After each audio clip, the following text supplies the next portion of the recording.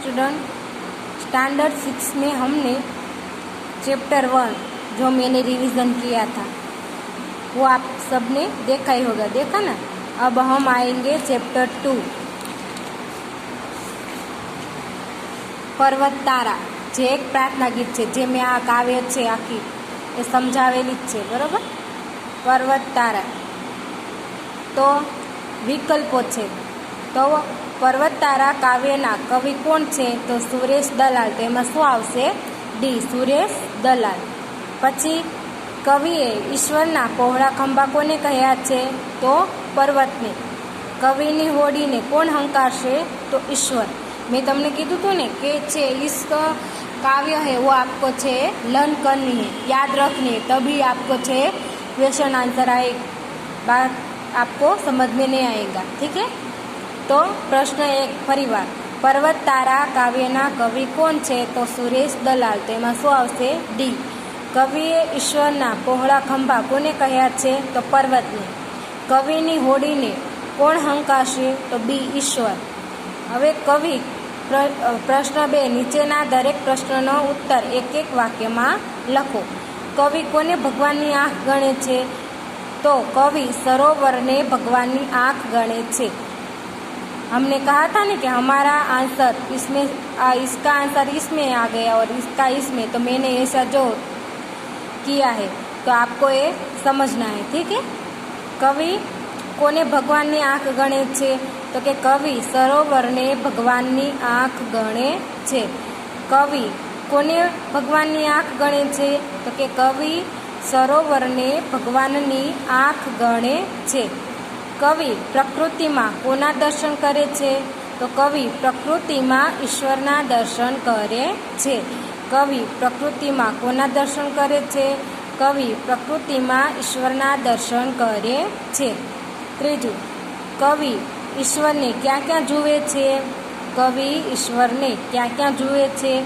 तो कवि ईश्वर ने सर्वत्र जुए छे। सर्वत्र एटले बधे जुए छे।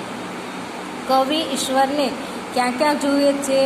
तो के कवि ईश्वर ने सर्वत्र जुए छे। हवे कवि चौथो, कवि ईश्वरना विशाल दिल ने क्या स्वरूपे जुए छे? कवि ईश्वरना विशाल दिल ने क्या स्वरूपे जुए छे? तो कवि ईश्वरना विशाल दिल ने दरिया स्वरूपे जुए छे। कवि ईश्वरना विशाल दिल ने क्या स्वरूपे जुए छे? तो कवि ईश्वरना विशाल दिल ने दरिया स्वरूपे जुए छे। ईश्वर संता कुकड़ी क्या रमी रह्यो छे? ईश्वर मेघधनुषना रंगोमां संता कुकड़ी रमी रह्यो छे। ईश्वर संता कुकड़ी क्या रमी रह्यो छे? तो ईश्वर मेघधनुषना रंगोमां संता कुकड़ी रमी रह्यो छे। ईश्वर क्या स्वरूपे सोगात आपे छे? सोगात मीन्स भेट। ईश्वर क्या स्वरूपे सोगात आपे छे? तो कि ईश्वर फूलोना रंग अने तेमनी सुगंध स्वरूपे सोगात आपे छे। ईश्वर क्या स्वरूपे सोगात आपे छे? तो कि ईश्वर फूलोना रंग अने तेमनी सुगंध स्वरूपे सोगात आपे छे। ईश्वर आपणी साथे कई रीते संता कुकड़ी रमे छे? ईश्वर आपणी साथे कई रीते संता कुकड़ी रमे छे? ईश्वर राड त्राड लाड तेमज मोरना टहका रूपे आपणी साथे संता कुकड़ी रमे छे। ईश्वर आपणी साथे कई रीते संता कुकड़ी रमे छे? तो कि ईश्वर राड त्राड लाड तेमज मोरना टहका रूपे आपणी साथे संता कुकड़ी रमे छे। कविए जीवन माटे क्यो शब्द प्रयोज्यो छे? तो कविए जीवन माटे होडी शब्द प्रयोज्यो छे। कविए जीवन माटे क्यो शब्द प्रयोज्यो छे? तो कि कविए जीवन माटे होडी शब्द प्रयोज्यो छे। फरीवार विकल्पो, तो पेलो पर्वत तारा काव्यना कवि कोण छे? पर्वत तारा काव्यना कवि कोण छे? अ अनिल जोशी, बी सुंदरम, सी रमेश पारेख, डी सुरेश दलाल। तो आमां शुं आवशे? डी, सुरेश दलाल। कवि ईश्वरना पहोळा खंभा कोने कह्या छे? कविए ईश्वरना पहोळा खंभा कोने कह्या छे? तो के पर्वतने कह्या छे। तो एमां शुं आवशे? सी। कविनी होडी कोण हंकारशे? कविनी होडीने कोण हंकारशे? તો ઈશ્વર હંકારશે, તો એમાં શું આવશે? બી. એક પ્રશ્ન કમ્પ્લીટ. હવે પ્રશ્ન 2. નીચેના દરેક પ્રશ્નનો ઉત્તર એક એક વાક્યમાં લખો. કવિ કોને ભગવાનની આંખ ગણે છે? કવિ કોને ભગવાનની આંખ ગણે છે? તો કવિ સરોવરને ભગવાનની આંખ ગણે છે. કવિ કોને ભગવાનની આંખ ગણે છે? તો કવિ સરોવરને ભગવાનની આંખ ગણે છે.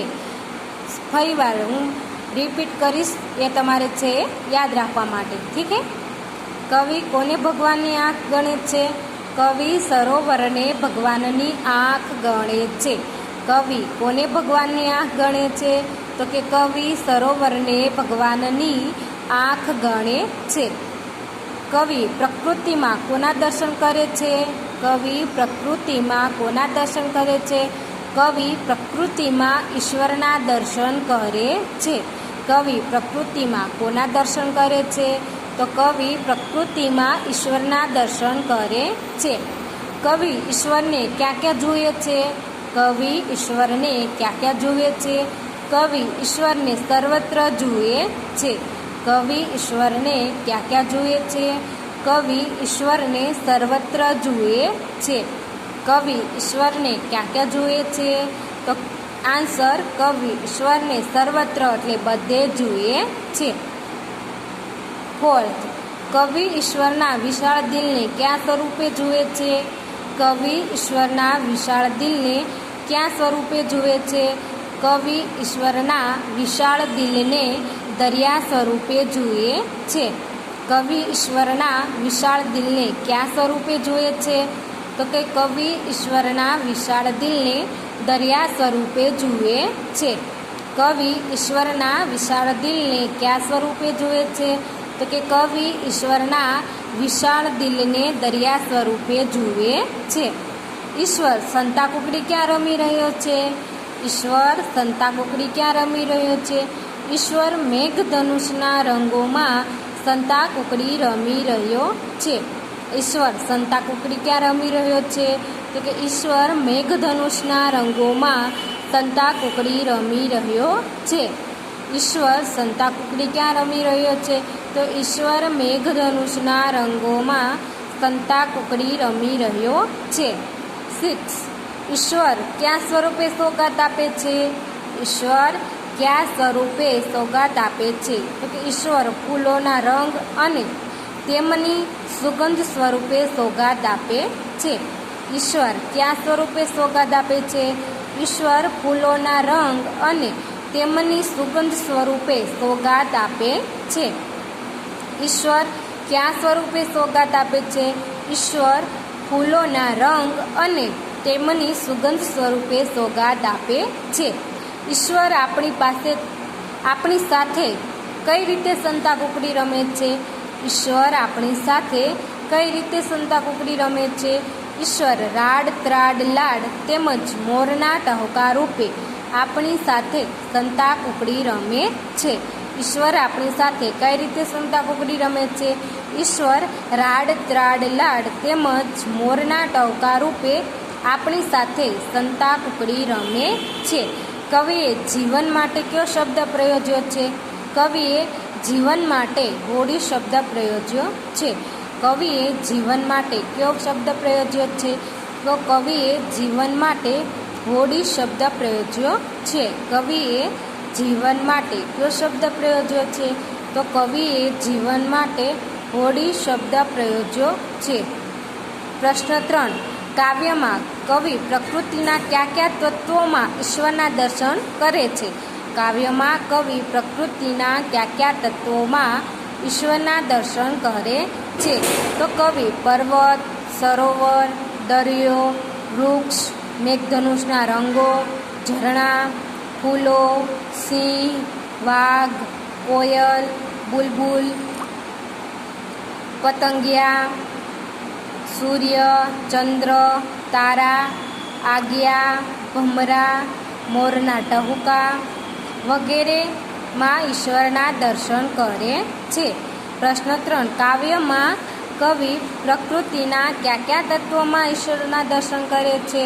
તો કે કવિ પર્વત, સરોવર, દરિયો, વૃક્ષો, મેઘધનુષના રંગો, ઝરણા, ફૂલો, સિંહ, વાઘ, કોયલ, બુલબુલ, પતંગિયા, સૂર્ય, ચંદ્ર, તારા, આગિયા, ભમરા, મોરના ટહુકા વગેરેમાં ઈશ્વરના દર્શન કરે છે. ફરીવાર, કાવ્યમાં કવિ પ્રકૃતિના કયા કયા તત્વોમાં ઈશ્વરના દર્શન કરે છે?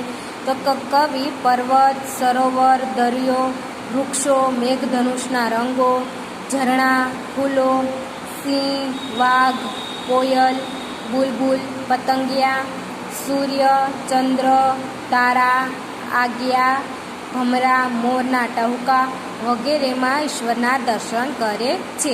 आज रिविजનમાં આપણે प्रश्न 1, 2 અને 3 बराबर कंप्लीट है. आपको जो ये देखना है और आपकी वर्कबुक में भी देखना है और याद रखना है.